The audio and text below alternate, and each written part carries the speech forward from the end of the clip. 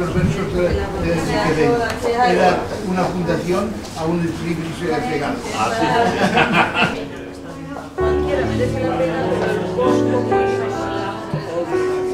Agradezco muchísimo, primero, a nuestros artistas que han respondido una vez más a esta convocatoria tan especial como es hacer un ex libris. A Josep María Cadena, por supuesto, que es, como ya sabéis, una persona por mi puesto es este. Sí, que tiene una silla adjudicada como en la Real Academia, pero esta es suya ya de por vida.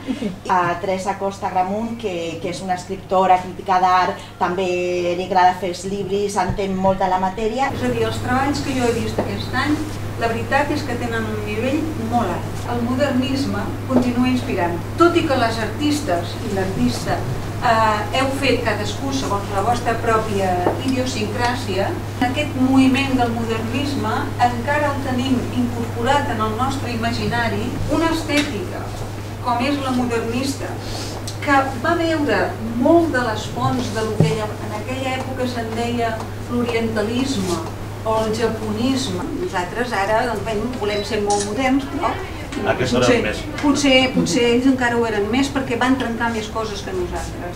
Llavors, en aquests treballs de l'Alexandre de Riquer, ell es va inspirar molt en aquestes composicions verticals makemono, que són composicions així aixecades, que són pròpies de les arts del Japó. És important que hàgiu de decidir, demanar amb els artistes que fessin un dels seus llibres dedicats a la fundació. Les coses importants queden per les que elles fan, però després a la llarga es nota amb tot el que està bé que es coneixen per diferents causes i per diferents ocupacions de la gent.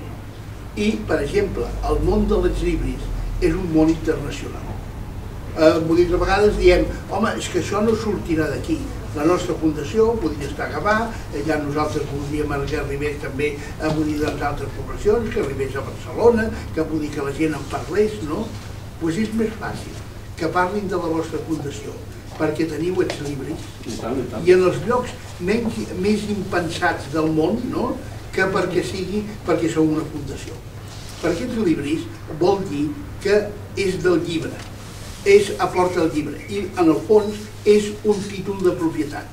És allò que els nens i les nenes quan anàvem a escola posàvem el nostre nom, no? Este libro pertenece a un pobre estudiante que lo ha de menester.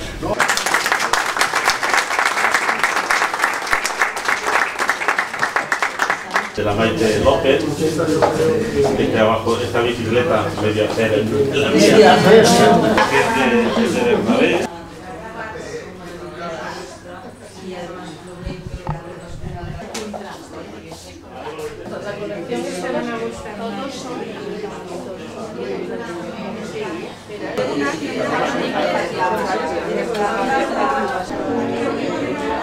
Una